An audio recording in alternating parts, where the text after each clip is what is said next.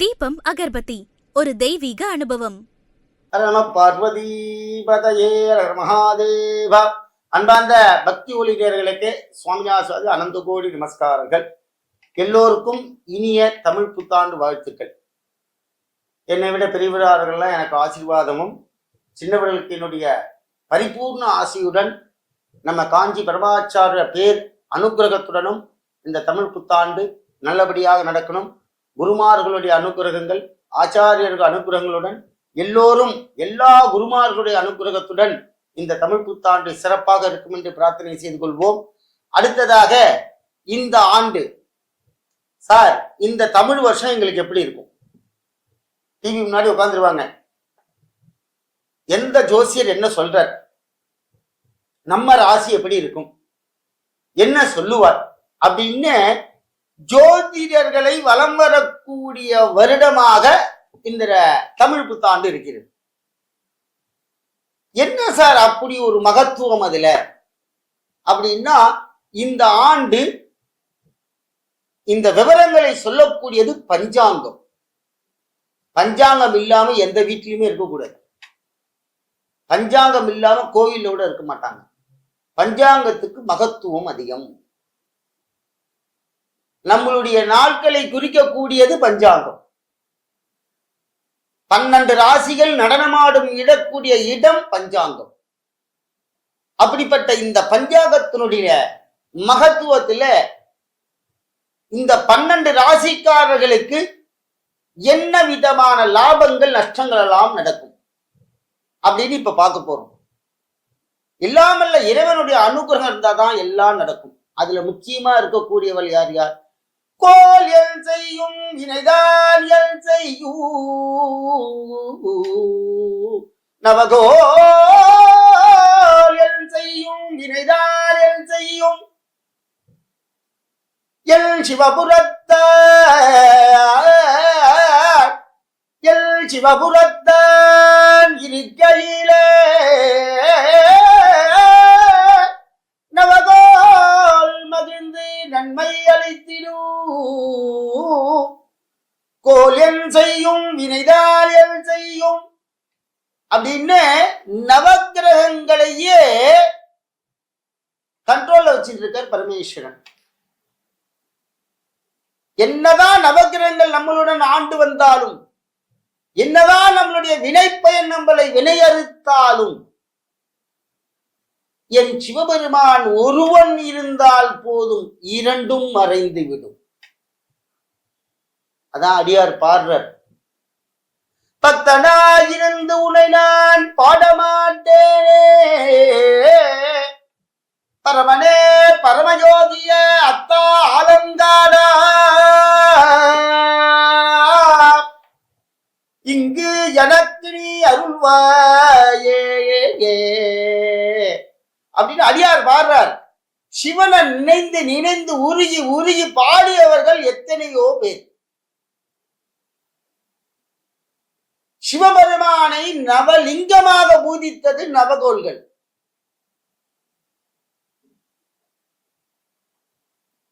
நவலிங்கமே இல்லாத கோவில் சிவபெருமான் தான் இருப்பார். 9 நவலிங்கம் அப்படியே இருக்கும். நவகிரகங்கள் சிவபெருமானை பூஜித்து சரணாகதியான கோவில் அது. அந்த கோவில போயிட்டு வரணும் சார், தோஷங்கள்லாம் நீங்கிடும். நவகிரக தோஷமே வராது. கும்பகோணம் பக்கத்துல மருதாநல்லூர் திப்பிராஜபுரம் போற வழியில விசலூர் என்ற கிராமம் இருக்கு. நீங்க என்னை கான்டாக்ட் பண்ணலைன்னா அந்த சிவாச்சாரியார் நம்பர் தரேன். அந்த ஆலயத்துல போய் தரிசனம் பண்ணுங்க சார். சார் 100 வயசு கண்டிப்பா நம்ம இருப்போம் சார். எப்படிப்பட்ட வினை வந்தாலும் வினை அறுக்கக்கூடிய தெய்வம் அங்க நவகிரகங்கள் சிவனுக்குள்ளேயே போயிட்டாவான்னா. ஆனால் தான் அங்க நவலிங்கம், நவகிரகமே கிடையாது. சிவபெருமானை பூஜித்து பூஜித்து சிவனுடைய உள்ளேயே ஐக்கியமாயிட்டார்கள். எப்படி? வருகலமோ ஐயா நானங்கே, வருகலமோ ஐயா. நந்தனார் ஆடினார் சிவபெருமான் தில்லையிலே. நான் உள்ள வரலாமான்னு பர்மிஷன் கேட்டார். இங்க நவக்கிரகங்கள் இந்த ஆலயத்திலே உள்ளே சிவபெருமானுடைய லிங்க ரூபத்திலே உள்ள போயிட்டான். அந்த நவலிங்கங்களுக்கு மகா சக்தி உண்டு சார். நீங்க தோஷத்துக்கு எந்த ஹோமமும் பண்ண வேண்டாம், எந்த ஒரு பரிகாரமும் பண்ண வேண்டாம். அந்த நவலிங்கத்துக்கு போய் நீங்க அபிஷேகம் பண்ணிட்டு வந்தேன்னு நினைச்சுங்கல்ல, பூஜை பண்ணிட்டு வந்தேன்னு நினைச்சுங்கல்ல, சும்மா நம் பாத்துல மங்களகரமா நடக்கும். கல்யாணம் ஆகாத குழந்தைகள் பையனை அழிச்சுன்னு போகணும். சார் என் பையன் ஃபாரின்ல இருக்கான், நான் மட்டும் போகலாமா? அந்த குழந்தைகளோட போங்க சார், குடும்பத்துல என் காலத்துல கஷ்டம். அந்த நவலிங்கரை தரிசனம் செய்யுங்கள். இதெல்லாம் கிராமத்துலதான் சார் கிடைக்கும் தரிசனம். நீங்க எங்க போறேன்னு சொல்லுங்க, என்கிட்ட நம்பர் கேளுங்க, நான் உங்களுக்கு தரேன். ஏன்னா இந்த அட்ரஸ் சொன்னா உங்களுக்கு இப்ப புரியாது. நவலிங்கங்கள் சுவாமியுடைய நவக்கிரகத்துக்கு உள்ளேயே போய் உட்கார்ந்த கோவில் அது. 9 பேர் சுவாமி உள்ளேயே உட்கார்ந்துட்டு இருக்கா, நீங்க பார்க்கவே முடியாது. அதனால்தான் அங்க நவலிங்க தரிசனம். நவக்கிரமே கிடையாது அந்த கோவில்ல. அப்படி ஒரு வினோதமான ஒரு சிவாலயம். இந்த நவக்கிரகங்களே சிவபெருமான் தன்னுடன் ஐக்கியமாக்கி வைத்துக் கொண்டார். இப்ப இந்த புது ஆண்டுல நமக்கு என்ன பலன்?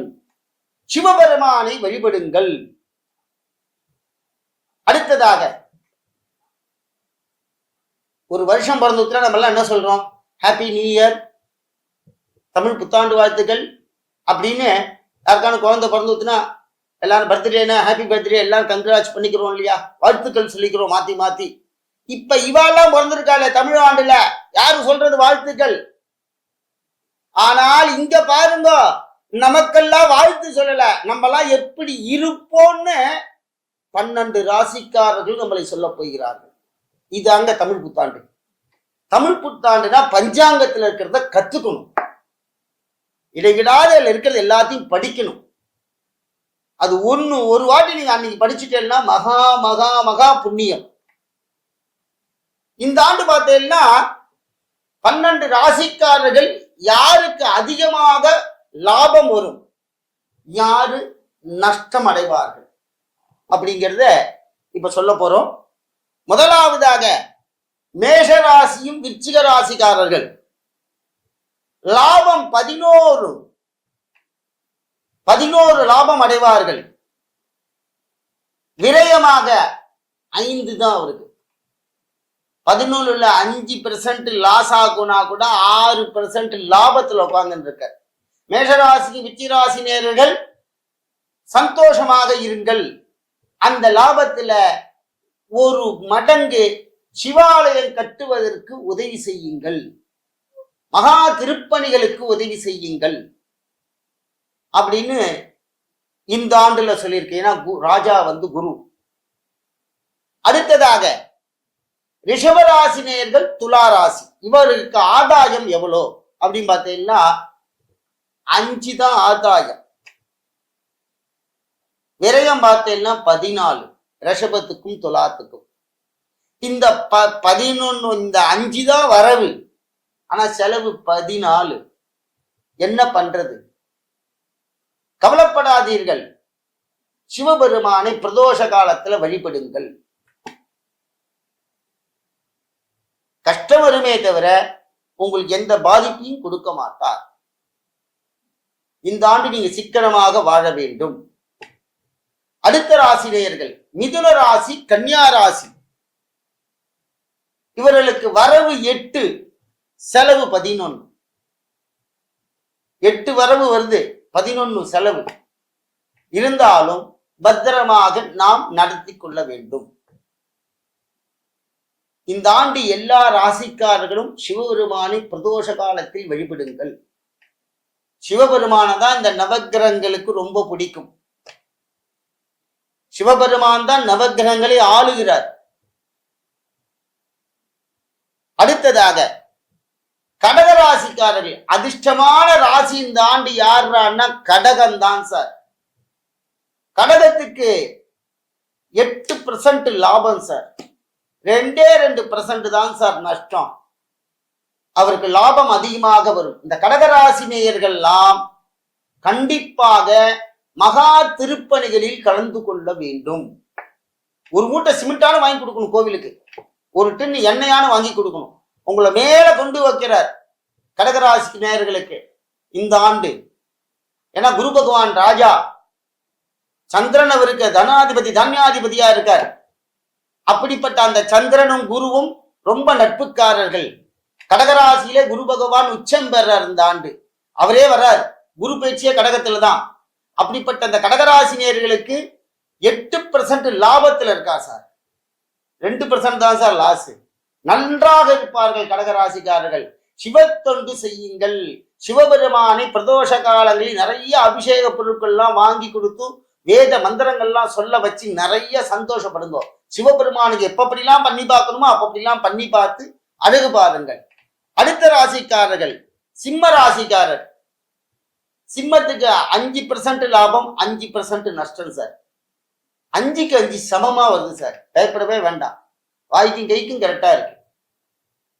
சிம்மராசி நேயர்கள் சிவபெருமானை பிரதோஷ காலத்தில் வழிபடுங்கள். ஏன் இந்த பிரதோஷம் மென்ஷன் பண்றோம் அப்படின்னா, சிவபெருமான் பிரதோஷ காலத்திலே 33 கோடி தேவர்கள்ல இருந்து நவகிரகங்கள் வரைக்கும் இந்த பிரதோஷ காலத்துல தரிசனம் கொடுக்கிறார். அந்த தரிசனம் கொடுக்கறதுனால இவாளுக்கு அந்த நவகிரகங்கள் தொல்லைகள்லாம் இல்லாம இருக்கும். அதுதான் பிரதோஷ காலம். அடுத்ததாக தனுராசி மீனராசி நேர்களுக்கு 14 வரவு, 11 நஷ்டம், 3% லாபம் இருக்கு சார். போதும். 1% சிவாலயத்துக்கு கொடுத்தா கூட 2% நம்ம குடும்பத்தை நடத்தா. ஒன்னும் பயப்பட வேண்டிய அவசியம் இல்லை. இந்த தனுராசி மீனராசி நேயர்களுக்கு குரு பகவானுடைய பரிபூர்ண அனுகிரகம். குருவே ராஜா, தன் வீட்டை தானே பார்த்துக் கொள்வார்.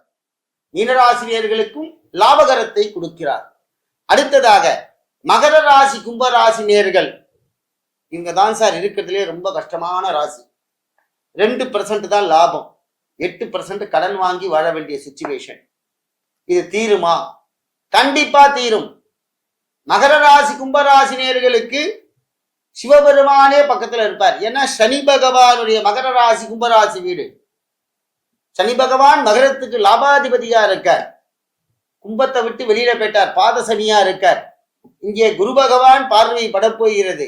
குருவே ராஜா, சனி குருவோட வீட்டுல இருக்கார் மீனத்துல. அதனால மகர ராசி கும்பராசி நேயர்கள் இதுல ஆதாயம் கம்மியா இருந்தா கூட உங்களை கஷ்டப்படுத்த விடமாட்டார். சிவபெருமானுக்கு பிரதோஷம் மறக்காம இந்த ஆண்டு ஃபுல்லா பிரதோஷத்துக்கு போகணும். ஒரு பிரதோஷம் விடக்கூடாது. சிவபெருமானுக்கு வில்வம் வாங்கி கொடுங்கள்.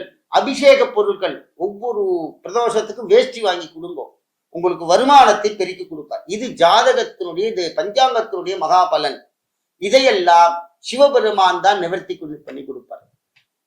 இந்த மகர ராசி கும்பராசி நேயர்கள்லாம் நான் சொன்ன இந்த நவலிங்க கோவில போய் தரிசனம் பண்ணுங்கள். அந்த சுவாமிக்கு அபிஷேகம் பண்ணிட்டு வாங்கோ. நவலிங்க கோவில் கும்பகோணம் பக்கத்திலே திப்பிராஜபுரம் என்று சொல்லக்கூடிய கிராமத்துக்கு அடுத்தால் போல் விசலூர் என்ற புண்ணிய கஷேத்திரம். அங்க போனேன்னா நவகிரகங்கள், சிவபெருமான் 11, அதாவது நவலிங்கங்களுக்குள்ளேயே நவகிரகங்கள் உள்ளே இருக்கிறார்கள். சுவாமியோடு ஐக்கியமாயிட்டார். அந்த நவலிங்கங்களை தரிசனம் பண்ணாலே இந்த ஆதாயம் நஷ்டங்கள்லாம் மாறும். நமக்கு லாபத்தை கொடுப்பார். நீங்களே என்னை கேட்கலாம், ஆமா எனக்கு 2% தான் லாபம், 8% நஷ்டம் சொன்னேன்ல, நான் நல்லா தான் இருக்கேன் அப்படின்னா சிவன் அனுகிரகம் உங்களுக்கு இருக்குன்னு அர்த்தம். நவகோல் என்னதான் செஞ்சாலும் நவகிரகங்கள் சிவபெருமான் அனுகிரகம் பண்ணுவார். நல்ல ஆன்மீக அன்பர்கள் எல்லோரும் சிவபெருமானை வழிபடுங்கள். இந்த ஆதாய வரவை பத்தி நீங்க கவலைப்பட வேண்டாம். பரமேஸ்வரன் நமக்கு கொடுப்பார். நமச்சிவாய வாழ்க, நாதந்தால் வாழ்க, இமை பொழுதும் என் நஞ்சில் நீங்கால் வாழ்க. என் சிவனே, என் சிவபெருமானே, இங்கு நீ எங்களுக்கு அருள்வாயே. நம பார்வதி பதயே.